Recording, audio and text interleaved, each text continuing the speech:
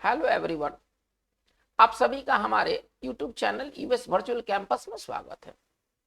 बच्चों, आज का हमारा ये जो वीडियो सेशन होगा, ये वर्ड्स आर इम्पोर्टेंट जो एससी हार्डविक द्वारा जो किताब है उसके वॉल्यूम 1 के लेसन 2 पर आधारित ये वीडियो सेशन होगा।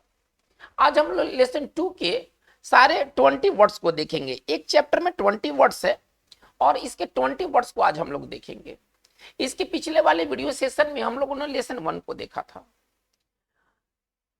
वॉल्यूम 1 जो है वो इंटरमीडिएट एग्जामिनेशन से लेकर के इंटरमीडिएट लेवल के जो कॉम्पिटिटिव एग्जाम्स होते हैं वहां से लेकर के और ग्रेजुएट लेवल तक के जो एग्जाम्स होते हैं सभी प्रकार के परीक्षाओं के लिए बहुत इंपॉर्टेंट ये वॉल्यूम है।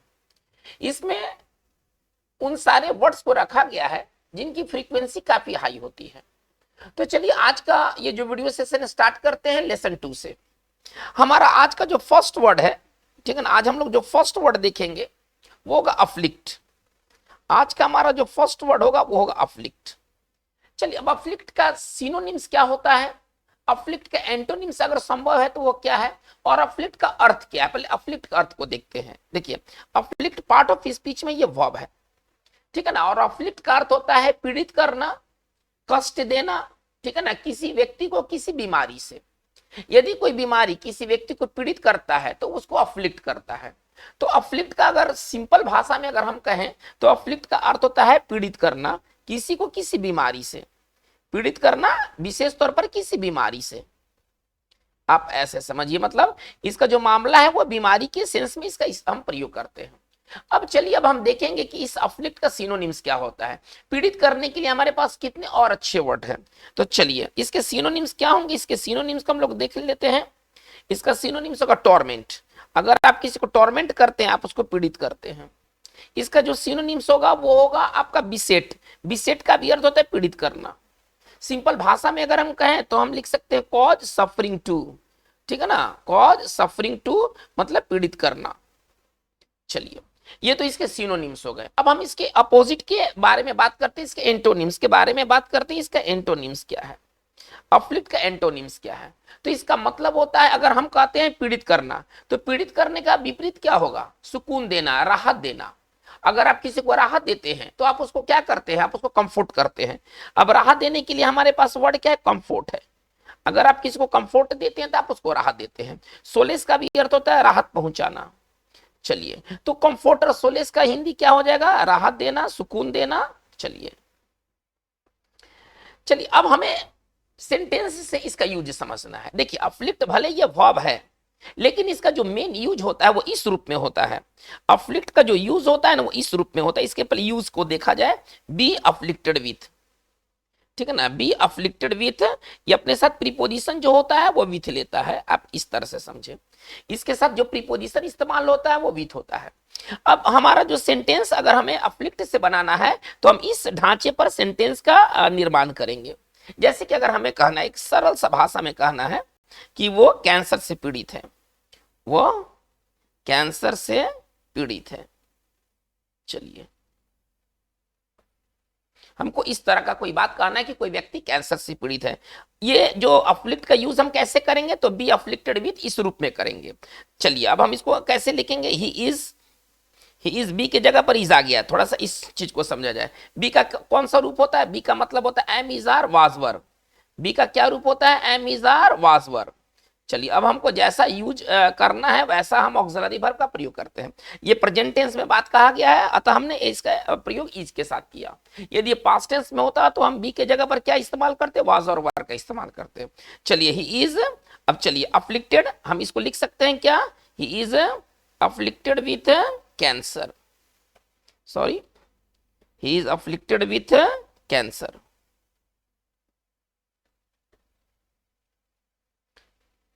चलिए, तो हमारा ये सेंटेंस कंप्लीट हो गया।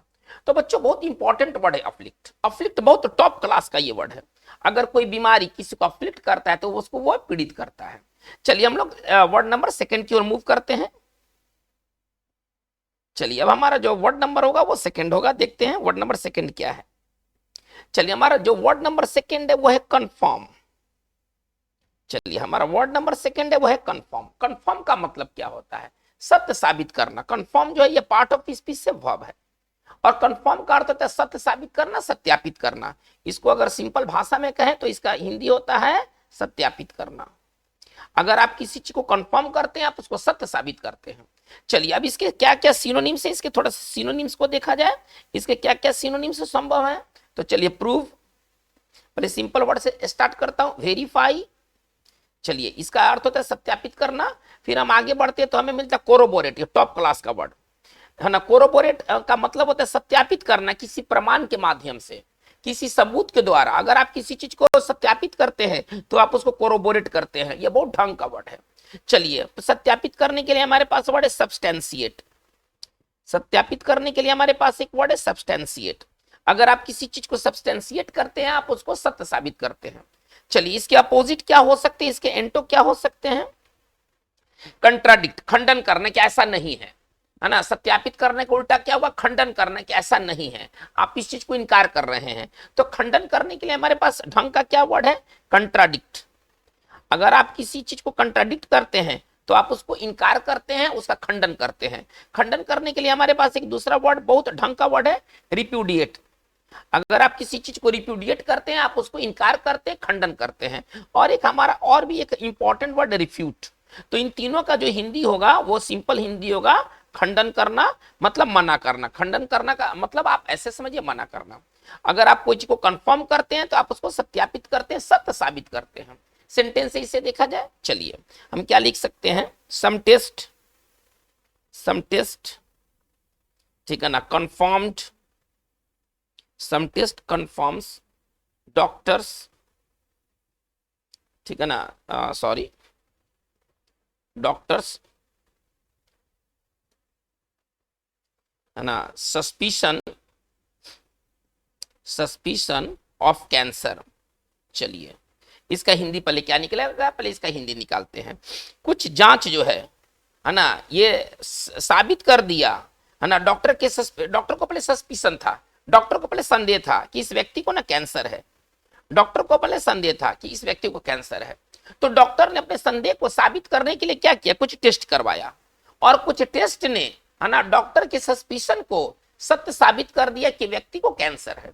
तो some test confirm doctor suspicion of cancer. चलिए हम एक और सेंटेंस से इसे बेहतर समझ सकते हैं, है ना। कैन यू कंफर्म, कोई पूछ रहा है किसी से, कैन यू कंफर्म, है ना, व्हाट यू से। चलिए can you confirm what you से, इसका हिंदी क्या निकलेगा। चलिए इसका हिंदी देखा जाए। क्या आप जो कुछ कहते हैं, क्या आप जो कुछ कह रहे हैं, क्या आप उसे साबित कर सकते हैं। तो ये कंफर्म बहुत इंपॉर्टेंट वर्ड है। कंफर्म का अर्थ होता है सत्यापित करना, सत्य साबित करना। इसका जो अपोजिट होगा कंट्राडिक्ट, रिप्यूडिएट और रिफ्यूट, खंडन करना। चलिए हम लोग वर्ड नंबर 3 की ओर मूव कर रहे हैं।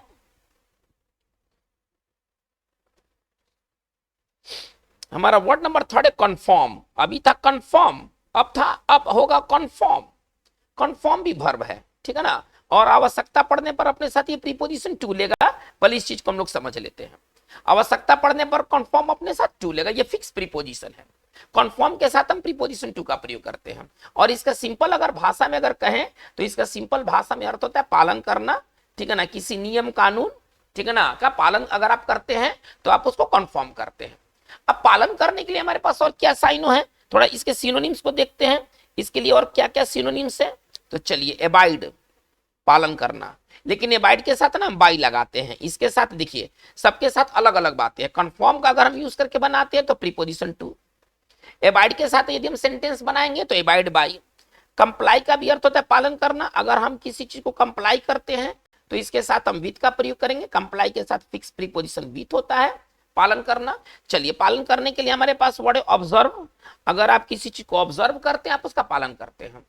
तो ये बहुत इंपॉर्टेंट वर्ड है, ठीक है ना। चलिए और कॉमन वर्ड में अगर पालन करने के लिए अगर हम बात करें तो ओबे, ठीक है। तो ये बहुत, देखिए इसके दो सिनोनिम्स है ना, इसके दो सिनोनिम्स है ना, टॉप क्लास के सिनोनिम्स है। पहले आप इसको समझ लीजिए। ये जो दो सिनोनिम्स है ना, ये बहुत जबरदस्त इस्तेमाल होते हैं। सबका अंतर क्या है, कंफर्म, एबाइड और कंप्लाई में बेसिक अंतर क्या है। तो बेसिक जो अंतर है ना वो प्रीपोजिशन का अंतर है। कंफर्म के साथ हम प्रीपोजिशन टू का प्रयोग करते हैं, एबाइड के साथ प्रीपोजिशन बाई का प्रयोग होगा, और कंप्लाई के साथ प्रीपोजिशन विद का प्रयोग होगा। चलिए अब इसके अपोजिट को देख लेते हैं। इसके अपोजिट क्या होंगे, इसके एंटो क्या होंगे। चलिए इसके एंटो का डिसोबे, अवज्ञा करना, नहीं मानना, नहीं पालन करना। अगर आप किसी को डिसओबे करते हैं, आप उसको नहीं मानते हैं। और एक और इसके एंटोनिम से फ्लाउट, अगर फ्लाउट करते हैं तो आप उल्लंघन करते हैं।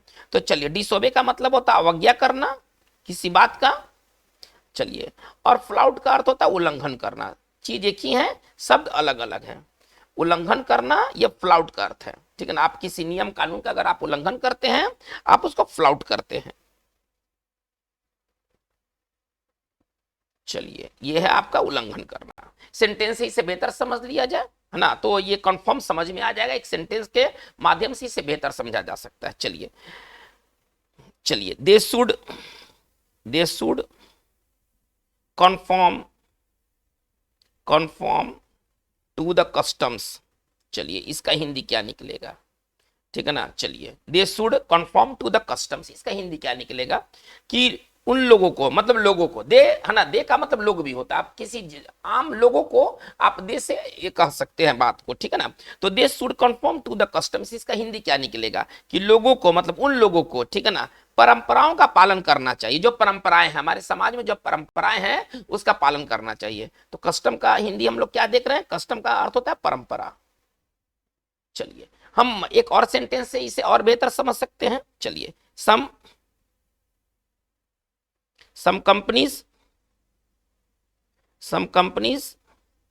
don't conform to the environmental regulations। चलिए, इसका हिंदी क्या निकलेगा, थोड़ा इसके हिंदी को देखा जाए। कुछ कंपनियां जो हैं, है ना, कुछ फैक्ट्री कंपनियां जो हैं, ठीक है ना, वो पर्यावरण से संबंधी जो कानून है ना, कि आपको पर्यावरण को पॉल्यूट नहीं करना है, इससे संबंधी जो कानून है इसका वे पालन नहीं करते हैं। तो चलिए बच्चों, कंफर्म बहुत इंपॉर्टेंट वर्ड है, इसका अर्थ होता है पालन करना। हम लोग नेक्स्ट 4 नंबर की ओर मूव करते हैं। चलिए, बहुत इंपॉर्टेंट ये 4 नंबर है, हॉरिजॉन्टल। 4 नंबर में जो वर्ड है हॉरिजॉन्टल। हॉरिजॉन्टल का मतलब क्या होता है, क्षैतिज होता है। यदि कोई चीज अगर हॉरिजॉन्टल है तो वह क्षैतिज है। पार्ट ऑफ स्पीच से ये क्या होगा, पार्ट ऑफ स्पीच से ये एडजेक्टिव है। और इसका अगर हिंदी की बात करें तो इसका हिंदी होता है क्षैतिज।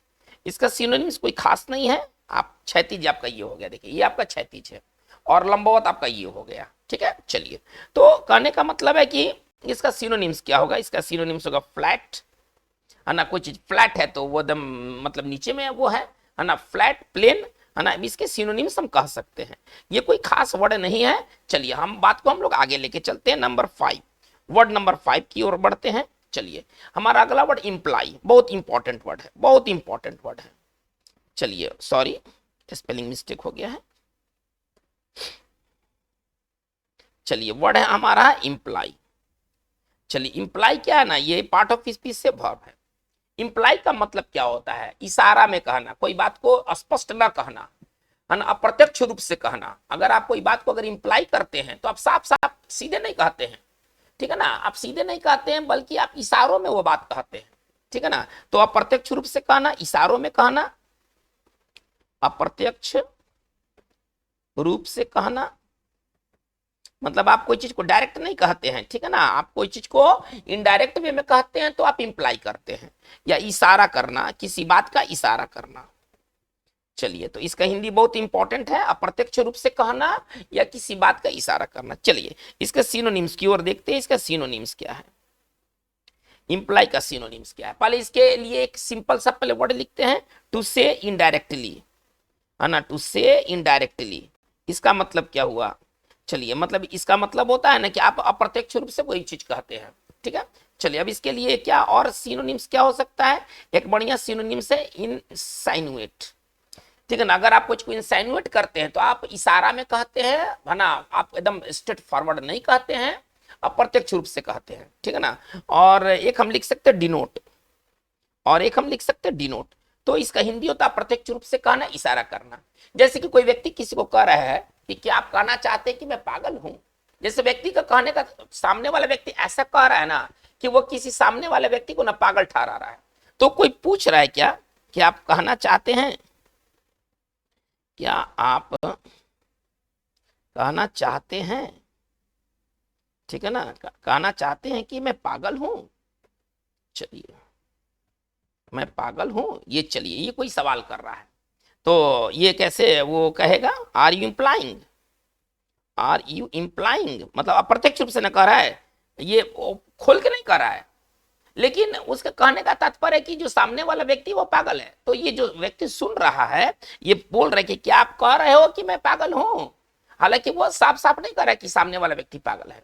तो ये कैसे इस बात को हम लोग डील करेंगे, है ना, are you implying, are you implying I am mad. चलिए तो ये हमारा इम्प्लाई का ये एक मतलब हुआ। अगर आप किसी चीज को इम्प्लाई करते हैं तो आप अप्रत्यक्ष रूप से कहते हैं। चलिए हम लोग नंबर 6, नंबर वर्ड 6 लेके चलते हैं।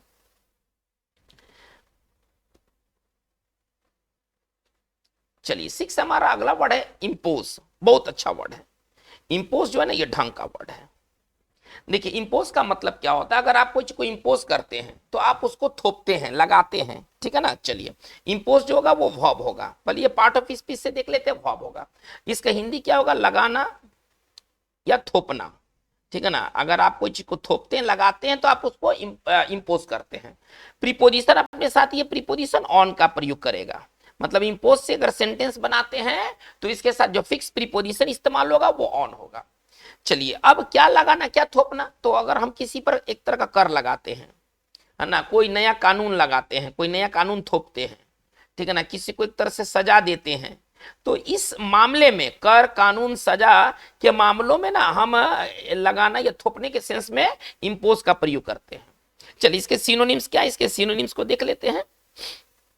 इसका सिनोनिम्स है, चलिए, लेवी, चार्ज और इन्फोर्स, ठीक है ना। अगर आप किसी चीज को अगर आप इन्फोर्स करते हैं, आप उसको लगाते हैं, थोपते हैं, क्या लगाते हैं, तो कोई कर लगाते हैं, कोई कानून एक तरह से आप लगा देते हैं, कोई एक तरह से सजा दे देते हैं। चलिए अब एक सेंटेंस से बेहतर समझा जा सकता है। द जज इम्पोज्ड, है ना, ए लाइफ सेंटेंस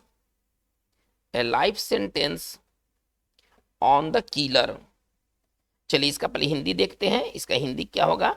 जो जज था, ठीक है ना, उसने हत्यारे के ऊपर क्या कर दिया, लाइफ सेंटेंस यानी कि जीवन भर का जो कारावास होता है, ठीक है ना, उसको वो लगा दिया, उसको वो थोप दिया। चलिए तो ये इंपोज का मतलब है। अब जैसे कि आप इस वाक्य को देख सकते हैं इंपोज को और बेहतर अंडरस्टैंड करने के लिए, द यूएसए हैज imposed, ठीक है ना, several restrictions,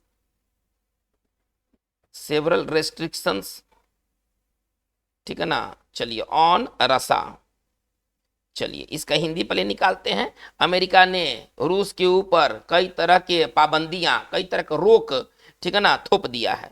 तो रेस्ट्रिक्शन अगर आप कहीं पर लगाते हैं तो क्या लगाते हैं, पाबंदी लगाते हैं, एक तरह से रोक लगा देते हैं उसके ऊपर।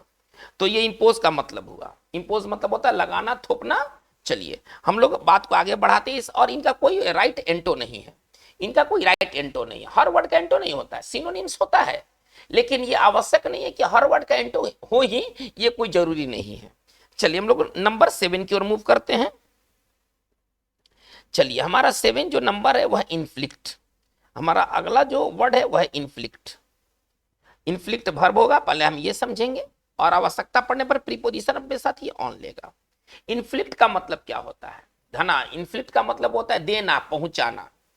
आप कोई किसी को कुछ देते हैं या किसी चीज को पहुंचाते हैं, तो देना या पहुंचाना, लेकिन क्या देना क्या पहुंचाना, तो पराजय देना, देखिए, दुख देना, दर्द देना, यातना देना, ये इस सेंस में हम इन्फ्लिक्ट का इस्तेमाल करते हैं। देखिए ये मामला है, इस बात को पहले समझ लिया जाए कि मैं यहां बताना क्या चाहता हूं। ये मामला है जहां पर हम इन्फ्लिक्ट का इस्तेमाल करते हैं देने के सेंस में या पहुंचाने के सेंस में, ठीक है ना। अगर हम पराजय देते हैं तो पराजय देना में देना का अंग्रेजी क्या होगा, इन्फ्लिक्ट होगा। चलिए दुख देते हैं तो दुख देना में देना का अंग्रेजी क्या होगा, इन्फ्लिक्ट होगा। हम किसी को चोट देते हैं तो चोट देना में देना का अंग्रेजी क्या होगा, इन्फ्लिक्ट होगा। तो इन सारे के लिए वर्ड हम इन्फ्लिक्ट का इस्तेमाल करेंगे। चलिए इसके सिनोनिम्स को कुछ देख लेते हैं। इसका सिनोनिम्स क्या है, तो रेक, देखिए बहुत इंपॉर्टेंट एक वर्ड है रेक। रेक मतलब ही देना, रेक मतलब ही देना, पराजय देना, दुख देना, दर्द देना, यातना देना। चलिए ये भी अपने साथ प्रीपोजिशन ऑन का प्रयोग करेगा, रेकॉन। चलिए, तो बहुत इंपॉर्टेंट ये वर्ड है इन्फ्लिक्ट। चलिए, इन्फ्लिक्ट का मतलब होता है देना, और इसके लिए एक सिनोनिम से, टॉप क्लास का सिनोनिम से रेक। ठीक है ना, हम इंपोज भी ऐसे लिख सकते हैं इसके सिनोनिम्स के तौर पर, लेकिन रेक जो है ना, ये ढंग का वर्ड है। जैसे कि आप इसे एक बेहतर एग्जांपल से समझ सकते हैं।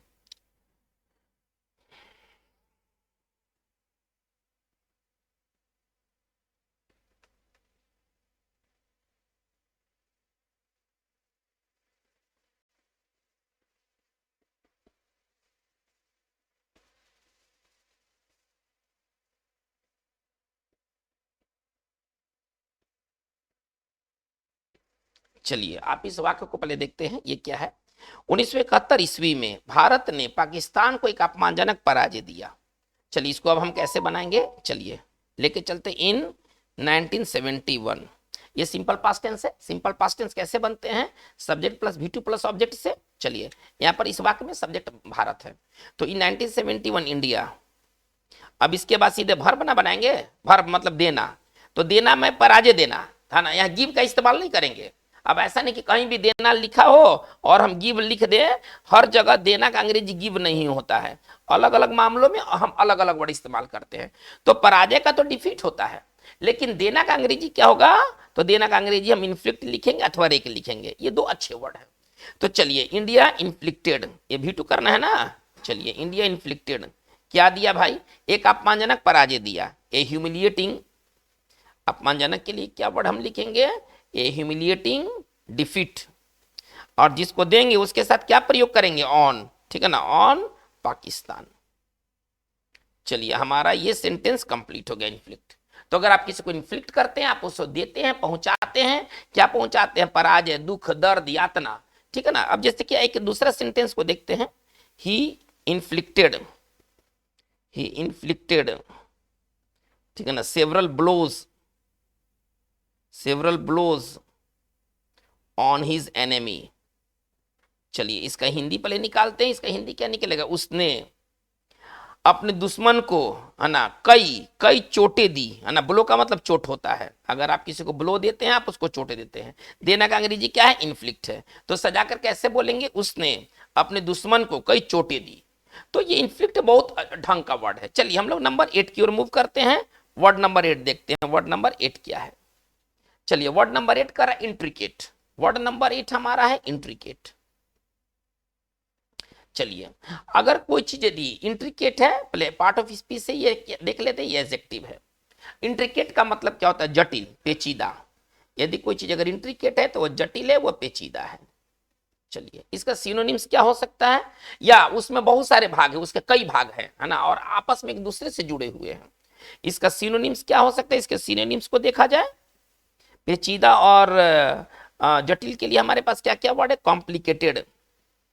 कॉम्प्लिकेटेड, ठीक है ना। चलिए, कॉम्प्लेक्स अथवा कॉन्वोल्यूटेड। चलिए, इन सब का हिंदी है पेचीदा, ठीक है ना। चलिए, इसका अपोजिट को देख लेते हैं। चलिए, तो ये इंट्रिकेट का अपोजिट क्या होगा, simple plain straight forward, simple plain, ठीक है ना, स्ट्रेट फॉरवर्ड। इसका हिंदी क्या निकलेगा, ठीक है ना, सरल सीधा। चलिए, इंट्रिकेट बहुत इंपॉर्टेंट वर्ड है, ठीक है ना। इंट्रिकेट का मतलब होता है पेचीदा, ठीक है। चलिए, अब हम एक सेंटेंस इसे बेहतर समझ सकते हैं। देखिएगा, the building is noted for, चलिए नोटेड का इस्तेमाल यहां ठीक नहीं होगा। The building is famous for its, ठीक है ना, इंट्रिकेट डिजाइन। चलिए, इंट्रिकेट डिजाइन। चलिए, इसका हिंदी पहले देखते हैं। जो इमारत है, जो भवन है, वो किसके लिए प्रसिद्ध है, तो इसमें एक से एक पेचीदे तरीके के डिजाइन के ना नक्काशी किए गए हैं, और इस चीज के लिए ये फेमस है, ठीक है ना। इंट्रिकेट डिजाइन का मतलब क्या हो कि वो डिजाइन जो कि एकदम सिंपल डिजाइन नहीं है ना, उस डिजाइन को बहुत ही घुमा फिरा कर बनाया गया है। अब वो डिजाइन जो होगा वो इंट्रिकेट डिजाइन होगा। चलिए, हम लोग वर्ड नंबर 9 की ओर मूव करते हैं। चलिए, हमारा जो नेक्स्ट वर्ड है वो है इरिगेट, ठीक है ना। हमारा अगला जो वर्ड है वही इरिगेट। इरिगेट जो है ना, ये वर्ब है, और इसका मतलब होता है सिंचाई करना, और इसका अर्थ होता है सिंचाई करना। चलिए इसके सिनोनिम्स को फटाफट देख लेते हैं। इसका सिनोनिम्स क्या होगा? चलिए इनंडेट, सॉरी,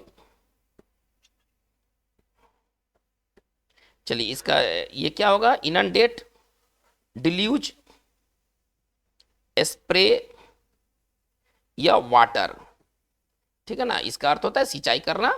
चलिए हम लोग बात को हम लोग आगे लेके चलते हैं। इस वर्ड में कुछ खास नहीं है जिस पर मैं ज्यादा बात कर सकूं। वर्ड नंबर 10 की ओर मूव करते हैं हम लोग।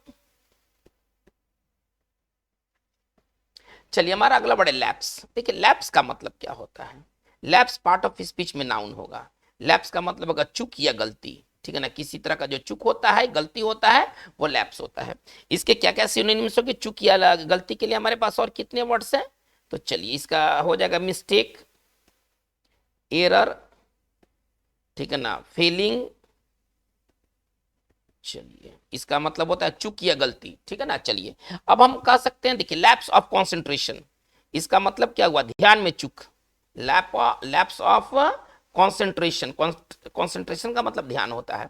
अगर आप ड्राइव कर रहे हैं, है ना, आप ड्राइविंग कर रहे हैं और बहुत ही फास्ट वो लेन है जिसमें आप ड्राइव कर रहे हैं, तो अगर आप बहुत ध्यान से ड्राइव कर रहे हैं तब तो बात ठीक है। लेकिन अगर थोड़ा सा भी ध्यान अगर इधर उधर हो गया, थोड़ा सा ध्यान में अगर चूक अगर इधर उधर हो गया, तो फैटल एक्सीडेंट होते हैं। हम इसी चीज को कैसे लिखेंगे? देखिए तो due to momentary lapse, due to momentary lapse of concentration, है ना, due to momentary lapse of concentration, है ना, ए फैटल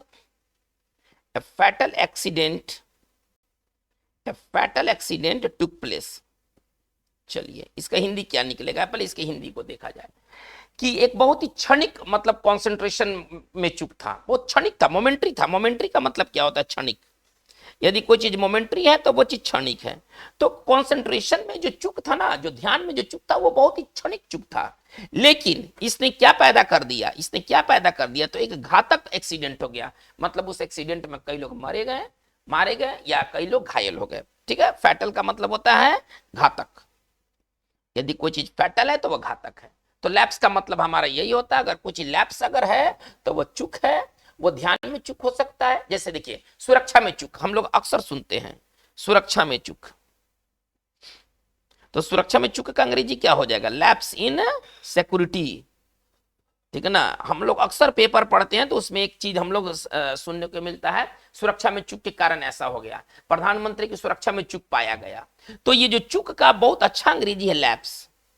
चलिए हम लोग नेक्स्ट की ओर मूव करते हैं, लुमिनस। अब हमारा जो नेक्स्ट 11 जो वर्ड होगा वो होगा लुमिनस। चलिए लुमिनस को देखते हैं। देखिए यदि कोई चीज लुमिनस है तो वो चमकीला है, बस आप ऐसे समझें। लुमिनस पार्ट ऑफ स्पीच से एडजेक्टिव है, इसका हिंदी होता है चमकीला, जो प्रकाश दे, अंधकार में जो प्रकाश दे। जैसे रेडियम, रेडियम क्या होता है? अंधकार में ले जाइएगा तब चमकेगा, ऐसे तो नहीं चमकने वाला है। तो जो रेडियम एक कौन सा सब्सटेंस है? लुमिनस सब्सटेंस है। लुमिनस का साइनो क्या होगा? इसके साइनो को देख लेते हैं। लुमिनस का साइन होगा ब्राइट, रेडियंट, शाइनिंग, और इन सबका हिंदी है चमकीला। सबका हिंदी है चमकीला। चलिए इसे सेंटेंस देख लेते हैं। आई बॉट ए वॉच, मैंने घड़ी खरीदा, ऑफ लुमिनस डायल, और उसका डायल कैसा था? उसका जो डायल था वो चमकीला डायल था, ठीक है ना। चलिए यहाँ पर ऑफ की जगह पर विथ का प्रयोग ज्यादा एप्रोप्रिएट होगा। चलिए आप लोग यहाँ पर विथ भरे तो ज्यादा बेहतर होगा, ठीक है ना। यहाँ पर विथ होना चाहिए, यहाँ पर विथ होना चाहिए। कैसे हम वाक्य को पढ़ेंगे? I bought A watch with luminous dial, यानी कि जो ऊपर का जो घड़ी का जो डायल था ना, बेहद चमकीला डायल था। चलिए लुमिनस पेंट कौन सा पेंट होगा? देखिए तो अगर मैं कहूं कि लुमिनस पेंट, अब ये कौन सा पेंट होगा? चमकीला पेंट, है ना। चमकीला पेंट को कौन सा पेंट कहेंगे? Luminous paint. किसी की आंख चमकीली आंखें हैं, उसका आंख में लगता है कि लाइट दे रहा है, अब वो कौन सा वो आई होगा, है ना, वो होगा लुमिनस आई। तो हम लुमिनस का प्रयोग वहां करेंगे जहां पर चमक वाली बातें हैं, ठीक है ना। तो लुमिनस आई का अर्थ क्या हो जाएगा? चमकीली आंखें। चलिए हम लोग वर्ड नंबर, ये हमारा वर्ड नंबर 11 था, हम लोग वर्ड नंबर 12 की ओर आते हैं। लुमिनस का अपोजिट क्या हो जाएगा? इसका अपोजिट मैं थोड़ा देना मिस कर गया था, इसका जो अपोजिट होगा वो डार्क होगा, अंधकार। इसका जो अपोजिट होगा वो डार्क होगा, अंधकार या अंधेरा, जो आप उसको कह लें। चलिए ये हमारा वर्ड नंबर 11 था, हम लोग वर्ड नंबर 12 की ओर मूव कर रहे हैं। ये सारे इंपॉर्टेंट वर्ड हैं, आप ऐसा समझिए। और इन वर्ड का जो फ्रीक्वेंसी लेवल होता है, एक वर्ड का एक फ्रीक्वेंसी लेवल होता है कि कोई वर्ड कितना बार पूछा जाता है, तो ये सभी के सभी जो वर्ड्स हैं वो हाई फ्रीक्वेंसी वाले वर्ड्स हैं, है ना, इसमें कोई डाउट नहीं है। चलिए हम लोग आगे बढ़ते हैं। मैलिस। चलिए मैलिस का मतलब होता है बुरी भावना, दुर्भावना, ठीक है ना। मैलिस पार्ट ऑफ स्पीच से क्या है? ये नाउन है। इसका अगर हिंदी की बात करें तो इसका हिंदी होता है दुर्भावना या बुरी भावना। चलिए इसके सिनोनिम्स क्या हम देखते हैं। इसके सिनोनिम्स क्या होंगे? स्पाइट, ठीक है ना। स्पाइट का भी मतलब होता है बुरी भावना। इलविल, है ना, इलविल का भी अर्थ होता है बुरी भावना। चलिए एक व्यक्ति है जिसमें कोई तरह का बुरी भावना नहीं, वो किसी का हित नहीं बिगाड़ना चाहता है। चलिए इसका अपोजिट क्या होगा? इसका अपोजिट होगा लव, प्रेम। बुरी भावना का अपोजिट क्या होगा? दुर्भावना का अंग्रेजी अपोजिट क्या होगा? तो प्रेम होगा। चलिए हम लिख सकते हैं क्या? देखिए, तो he is a man of, he is a man, है ना, without any malice. He is a man without any malice. इसका हिंदी क्या निकलेगा? वह इस प्रकार का व्यक्ति है जिसमें किसी तरह की दुर्भावना नहीं है। चलिए हम लोग नंबर 13 की ओर मूव करते हैं। वर्ड नंबर 13 देखते हैं। मैलिस के बाद हमारा 13वां नंबर का जो वर्ड है वो है सर मार्शल। मार्शल का संबंध सेना से है, ठीक है ना। मार्शल पार्ट ऑफ स्पीच से एडजेक्टिव होगा और इसका हिंदी क्या होगा? सैन्य, है ना, या सेना से संबंधित। तोड़ के लिखे तो सेना से संबंधित एक ही चीज है, सैन्य उसका छोटा रूप हो गया। चलिए तो यदि कोई चीज सेना से संबंधित है तो उसका वो मार्शल है। मार्शल बहुत इंपॉर्टेंट वर्ड है। चलिए इसका अपोजिट क्या होगा? पहले इसके साइनों को देखते हैं। इसका साइन हो जाएगा मिलिट्री, इसका साइन हो जाएगा मिलिट्री, ठीक है ना, या सोल्जर लाइक, या सोल्जर लाइक। चलिए और इसका हिंदी होगा सैन्य। जैसे कि सेना का धुन, जो सेना का जो धुन होता है आपने कभी सुना होगा, तो वो कौन सा म्यूजिक होगा? वो मार्शल म्यूजिक होगा। हम लिख सकते हैं सैन्य धुन हमको लिखना है, हम कैसे लिखेंगे? Martial music. हमको लिखना है सैन्य, सेना में सुधार, हमको ऐसा लिखना है मार्शल रिफॉर्म्स। हमको लिखना है सेना में अनुशासन या सैन्य अनुशासन, हमको लिखना है क्या लिखेंगे? Martial discipline. ये देखिए छोटे छोटे फ्रेज है, ठीक है ना, ये छोटे छोटे फ्रेज है मार्शल के साथ, आप इसको बड़ा कर सकते हैं, ठीक है ना। चलिए जैसे कि आप इस वाक्य को देखिए,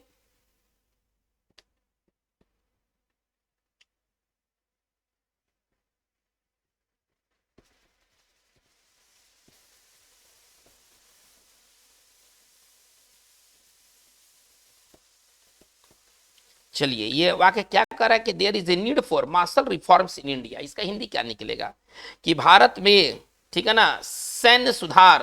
देखिए बहुत सिंपल तरीके से आप इसका हिंदी निकाल सकते हैं, भारत में सैन्य सुधार की आवश्यकता है, सैन्य सुधार की जरूरत है। तो हमारा ये मार्शल का हमारा मतलब रहा सेना या सेना से संबंधित। चलिए हम लोग नंबर 14 की ओर मूव करते हैं। नंबर 14 वर्ड्स देखते हैं, मिसलेनियस, ठीक है ना। हमारा जो नेक्स्ट वर्ड है वह है मिसलेनियस।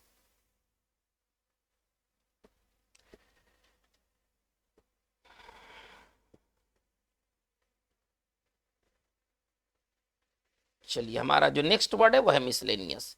पार्ट ऑफ स्पीच से क्या होगा? पार्ट ऑफ स्पीच से ये एडजेक्टिव है, और इसका अगर सरल अगर हिंदी कहें तो इसका सरल हिंदी होता है विविध। यदि कोई विविध का मतलब क्या होगा कि सारी चीज अलग अलग है और एक दूसरे से जुड़े नहीं है। आप लोग मिसलेनियस क्वेश्चंस बनाते हैं, वो सारे क्वेश्चन जो होते हैं ना वो अलग अलग टॉपिक से होते हैं और एक दूसरे से वो मैच नहीं खाते हैं, तो वो मिसलेनियस सवाल होते हैं। मिसलेनियस का हिंदी क्या होगा? विविध, मिला जुला कर, ठीक है ना। चलिए इसके अब साइनों को देखते हैं। इसका साइनो क्या है, ठीक है ना, मिसलेनियस का साइनो क्या है? तो इसका साइन हो जाएगा सॉर्टेड, डाइवर्स, वेरियस और सन्ड्री, और इसका हिंदी है विविध। चलिए इससे सेंटेंस हम छोटे छोटे टुकड़े देख सकते हैं। जैसे कि आप लोग पढ़ते होंगे कॉमर्स में तो एक शब्द मिलता होगा मिसलेनियस एक्सपेंसेस, मिसलेनियस एक्सपेंसेस यानी कि विविध खर्च, आप इसको सरल भाषा में समझ सकते हैं। हम लोग क्वेश्चंस जो बनाते हैं वो कौन से क्वेश्चंस होते हैं? Miscellaneous questions. कोई अगर आइटम है, किसी थैले में आइटम है, उसमें साबुन, सोडा, सर्फ सब कुछ है, दाल वगैरह, चावल वगैरह सब कुछ है उस थैले में, तो उस थैले में कौन कौन सा आइटम है? मिसलेनियस आइटम्स है। उस थैले में जो है वो मिसलेनियस आइटम्स है। तो मिसलेनियस बहुत इंपॉर्टेंट वर्ड है और ये यूज का वर्ड है। चलिए हम लोग बात को हम लोग आगे लेके चलते हैं। वर्ड नंबर है हमारा 15।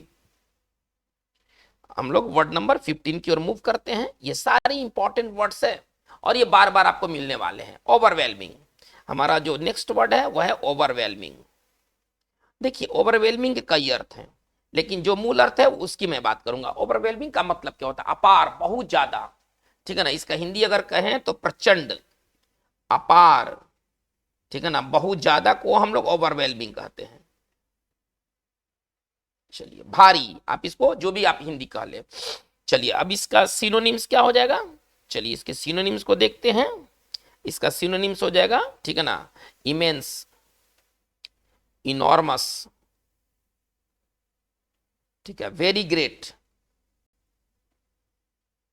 चलिए इसका हिंदी होता है अपार, बहुत ज्यादा, ठीक है ना, प्रचंड। जैसे कि आप इस सेंटेंस को देखिए तो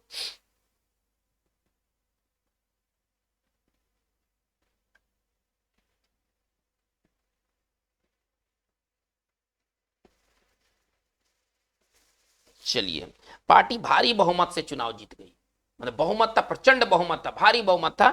ये सब बहुत ही कॉमन वर्ड है ना, जो कि हम लोग हमेशा सुनते हैं। भारी बहुमत, प्रचंड बहुमत, अपार वोट, है ना। तो ये सब के लिए जो कॉमन वर्ड है वो क्या है?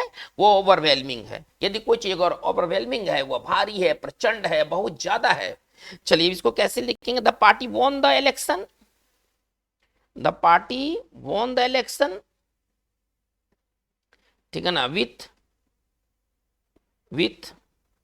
Overwhelming, with overwhelming. अच्छा, बहुमत के लिए क्या वर्ड हमारे पास है? Majority, with overwhelming majority. चलिए इसके अपोजिट के बारे में थोड़ा बात कर लेते हैं, इसका अपोजिट देख लेते हैं। इसका एंटो क्या होगा भाई?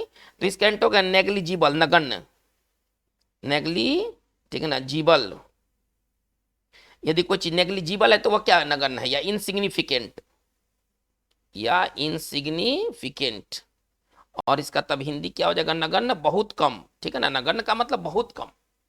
चलिए तो हमारा ये ओवरवेलमिंग रहा। अगर कोई चीज अगर ओवरवेलमिंग है तो वो इमेंस है, इनॉर्मस है, वेरी ग्रेट है, बहुत ज्यादा है, अपार है, ठीक है ना। चलिए हम लोग बात को हम लोग आगे लेके चलते हैं। वर्ड नंबर 16, ये सारे बहुत इंपॉर्टेंट वर्ड्स है। अब हम आगे बात को लेके चलते हैं। हमारा नेक्स्ट वर्ड है वो है फिनोमेनन। हमारा जो अगला वर्ड है वह है फेनोमेनन। देखिए फेनोमेनन नाउन है और इसका मतलब होता है घटना, जो कि हमारे समाज में, प्राकृतिक में जो घटते हैं उस घटना को कहते हैं फेनोमेनन, ठीक है ना। चलिए अब इसका सिनोनिम्स क्या हो जाएगा? इसका सिनोनिम्स हो जाएगा अकरेंस। इसके अगर सिनोनिम्स के बारे में बात करें तो इसका सिनोनिम्स हो जाएगा अकरेंस। जो घटना जो घटित होता है उसको फेनोमेनन कहते हैं। यदि कोई घटना जो घटित है वो क्या है? तो वो सर फेनोमेनन है। और इसका देखिए ये सिंगुलर नाउन है और इसका प्लुरल क्या होता है? फेनोमेनन का प्लुरल होता है फेनोमेना। फेनोमेनन का प्लुरल होता है वो होता है फेनोमेना। फेनोमेना का हिंदी तब क्या हो जाएगा? घटनाएं। घटना का प्लुरल क्या हो जाएगा? घटनाएं। चलिए एक सेंटेंस ही से बेहतर समझा जाए।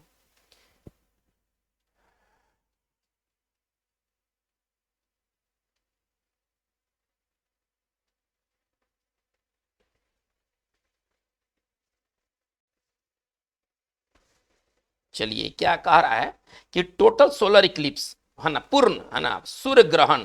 इक्लिप्स का मतलब यहाँ ग्रहण समझिए, है ना। देखिए चंद्र ग्रहण पूर्ण आपको बार बार देखने को मिलेगा, साल में कई बार पूर्ण चंद्र ग्रहण होते हैं। लेकिन पूर्ण सूर्य ग्रहण ये एक रेयर चीज है, ये कई सालों के बाद ही होते हैं, है ना। हाँ, सन के जो होते हैं वो पार्शियल होते हैं, आंशिक होते हैं, पूर्ण नहीं होते हैं। अब पूर्ण होते भी हैं तो कई सालों के पश्चात वो आते हैं। वाक्य क्या कर रहा है कि टोटल सोलर इक्लिप्स, है ना, पूर्ण, वाक्य क्या करे? पूर्ण सूर्य ग्रहण। वाक्य कर रहा है कि पूर्ण सूर्य ग्रहण, ठीक है ना, क्या है? एक रेयर फिनोमिनन है, एक रेयर घटना है।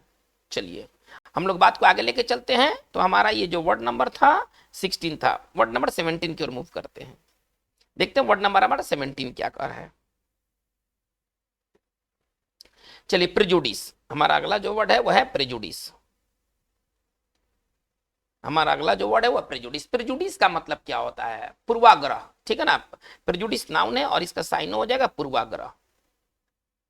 प्रेजुडिस नाउन है और इसका साइन हो जाएगा पूर्वाग्रह। चलिए इसके सिनोनिम्स को देखते हैं। इसका सिनोनिम्स क्या हो जाएगा? चलिए इसका सिनोनिम्स हो जाएगा बायस, पार्शियलिटी,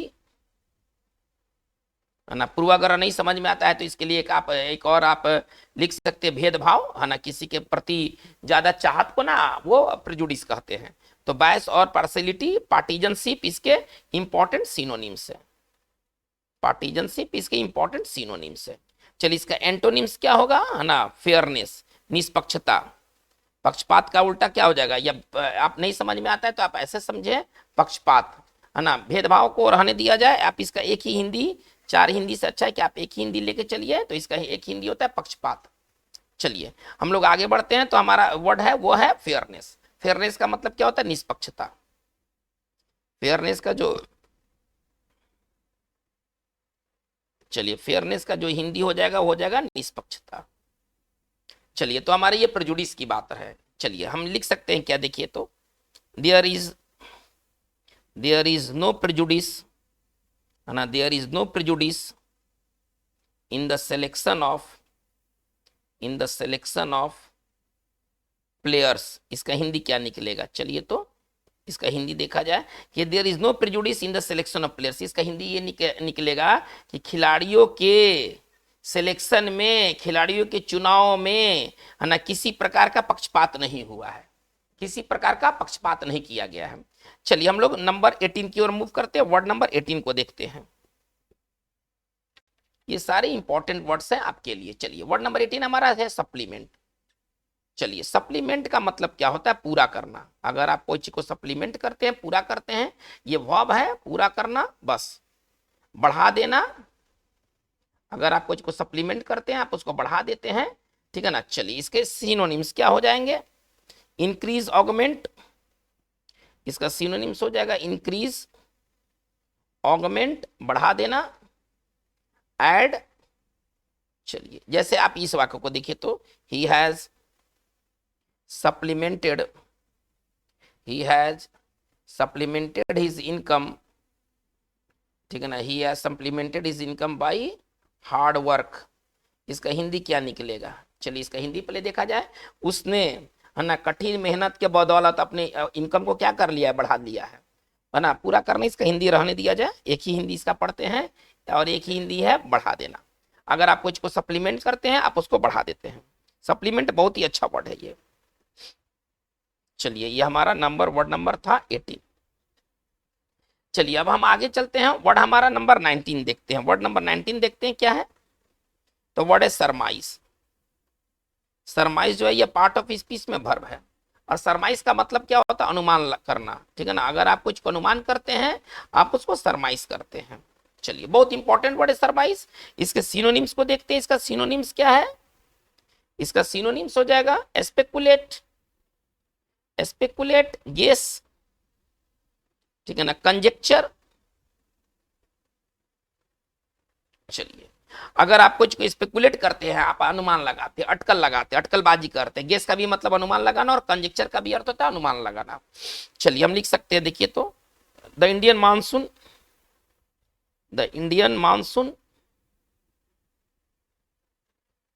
ठीक है ना, is difficult to surmise exactly. चलिए इसका हिंदी क्या निकलेगा कि जो भारतीय मानसून है, ठीक है ना, उसको अनुमान लगाना, सही अनुमान लगाना बहुत ही मुश्किल भरा काम है। भारतीय मानसून का सही अनुमान लगाना बहुत ही मुश्किल भरा काम है। तो ये हमारा वर्ड रहा सरमाइज। चलिए हम लोग नंबर 20 वर्ड की ओर मूव करते हैं। कुछ खास नहीं है। तो हमारा जो नेक्स्ट वर्ड है वो है वर्टिकल। और वर्टिकल, हॉरिजॉन्टल का एंटो था वर्टिकल। हॉरिजॉन्टल क्षैतिज होगा और वर्टिकल लंबवत होगा। चलिए ये जो है ना, ये एडजेक्टिव है, पार्ट ऑफ स्पीच से है। और इसका हिंदी की अगर हम बात करें तो इसका हिंदी होता है लंबवत। साइनो कोई खास नहीं है। तो बच्चों आज का हमारा वीडियो सेशन में बात इतना ही। ये लेसन 2 हमारा कंप्लीट रहा। इसमें हॉरिजॉन्टल और वर्टिकल छोड़ करके बाकी आपके जो 18 वर्ड हैं वो टॉप क्लास के वर्ड हैं। है ना। इसमें सारे के सारे इंपॉर्टेंट वर्ड हैं अगर हम वर्टिकल और हॉरिजॉन्टल की बात ना करें तो 18 आपके बहुत ही बेहतरीन वर्ड है। ये सभी वर्ड्स है ना हर प्रकार के एग्जाम्स में आने के लिए एकदम समझिए कि तत्पर आते हैं। इनकी हाई क्वालिटी फ्रीक्वेंसी है, बहुत उच्च गुणवत्ता वाली फ्रीक्वेंसी वाली ये वर्ड है। तो बच्चों आज की बात हमारा बस इतना ही। Thank you very much.